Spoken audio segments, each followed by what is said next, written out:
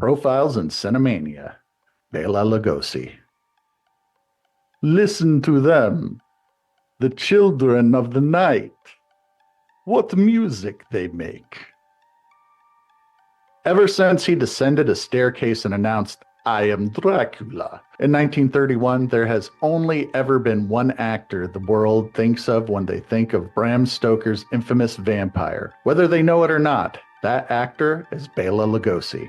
Born as Bela Fenric de Zero Blasco, wow, that's a mouthful, on October 20th, 1882, he changed his name to Bela Lugosi when he moved to America. And for the purposes of this profile, and because I suck at pronouncing Hungarian, we'll just stick with the name the world knows best. Lugosi began his career in 1902 acting on the Hungarian stage, where he played in 172 productions over 15 years. This averages out to be more than 11 shows per year, all of which required memorizing scripts and blocking, as well as long hours of rehearsal. Anyone who says acting isn't hard work can fuck right off. You also have to subtract a couple years between 1914 and 1916, when Lugosi was busy getting some trigger time on the Russian front in a little thing I like to call World War I. After getting wounded and mustering out of the Austro-Hungarian army in 1917, Lugosi moved on to appear in silent films under the name of Aristide Olt. In short order, he became a matinee idol in his native Hungary. The 1918 armistice saw the dissolution of Austria-Hungary, and the following year, the rump state of Hungary saw the communist revolution that established the Hungarian Soviet Republic. Lugosi, seizing the opportunity for himself and his fellow actors, went straight for the throat. He organized the National Trade Union of Actors, the first film actors union anywhere in the world. Unfortunately, fascist reactionaries managed a counter-revolution 133 days later, and after seizing the levers of power, they began purging Hungary of anyone they considered a socialist. This naturally meant union organizers like Lugosi, and fascists being fascists, Jews as well. Lugosi fled Hungary for Germany, separating from his first wife, Ilona Schmeck, in the process. The Weimar Republic had a thriving film industry in the 1920s, and Lugosi acted in several films there, but didn't stay long. He'd become adept at reading winds of change, and as the storm clouds of fascism began to gather over Germany, he hopped ship and made his way to New Orleans. And it was only a jump north from the Big Easy to the Big Apple, where he passed through Ellis Island and into the arms of Lady Liberty. Bela's big break came in 1927 when he got the part of Dracula in a Broadway adaptation of Bram Stoker's novel. The play became a hit, and it was due to Lugosi's take on Dracula. 6'1" with a slim athletic build, a mystifying presence, and an alluring accent, Lugosi might not have closely matched the monster Bram Stoker had written, but he was dashing, debonair, and oozed sex appeal. His performance was so iconic that it established what we still imagine when we hear the word vampire. Almost 100 years later, he might not have had personally created the kink of monster fucking, but he at least brought it into enough prominence that the Twilight series of novels made it to the bestseller. Oh, I can't even say the name without, I can't get the taste out of my mouth. Oh God, I think I'm gonna be sick. Dracula had taken the country by storm. This drew the attention of Universal Pictures, who began developing a film adaptation of the hit play. Hollywood being Hollywood and time being a flat circle, Lugosi was not Universal Pictures' first choice for the role of Dracula, despite his critically acclaimed performance on stage as Dracula. He only played in one movie. What's that you say? Lugosi was a film star in Europe? He'd been in loads of pictures across Hungary and Germany? Well, this is America, bub, and that shit don't fly. Stakes were high for this piece. Lugosi wasn't even second choice. No, not third either. Universal put just about every leading man they could find in a cape and a coffin. Paul Muni, Chester Morris, Ian Keith, John Ray, Joseph Shelfcroft, Arthur Edmund Carey, William Conrad, Conrad Viet, and even John fucking Carradine before they'd settled on Lou Ayres. Ayres had played Eric Maria Remarque's self-insert character in 1930s film adaptation of the classic World War I novel All quiet on the Western Front. This last pick must have chafed quite severely, seeing how Lugosi actually served in World War I, while Ayres was still whining after his mom for another Ovaltine.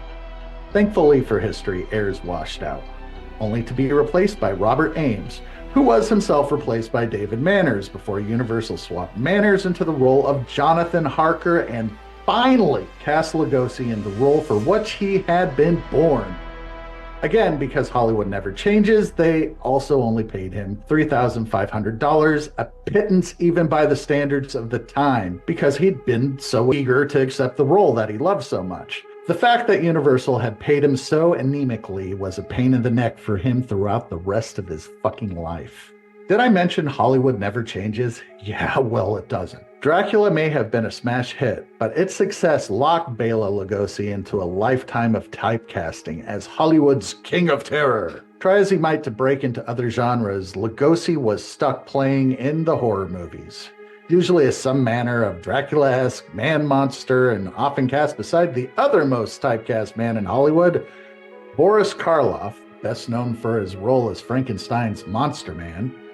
Throughout the 1930s, Lugosi made The Island of Lost Souls, The Black Cat, The Raven, The Invisible Ray, Son of Frankenstein, and Black Friday. The fact that Universal had shortchanged Lugosi would come back to bite them. Lugosi's history as a labor organizer, specifically an actors' union organizer, came in handy in 1933 when he helped to organize the Screen Actors Guild as one of its charter members. For 91 years now and counting, SAG, now SAG-AFTRA, have been the major force keeping studios from screwing over their stars, and has kept mid and low-level actors from starving to death thanks to their royalties clauses and their health care plan. Lugosi had become one of the biggest names in American entertainment, and used the platform he'd built by playing bad guys on film to play the good guy in real life. As first Germany and then the rest of Europe fell to fascism, Lugosi stridently urged the American government to put a stop to it. He had seen the results of fascist purges firsthand, so he became one of the few public voices speaking up for Jewish refugees and demanding the immigration admit more of them. This earned him the enmity of the American fascists, but the Nazis got theirs in the end, so fuck them. Unfortunately, it was the late 30s that Lugosi went into decline. Thanks to the injuries he suffered in the First World War, his doctors had begun prescribing him opioids, which resulted in him developing a substance use disorder. This got so bad that he began losing work, especially on A-list pictures. The last of these, 1948's Abbott and Costello Meet Frankenstein, had him more or less as just a cameo.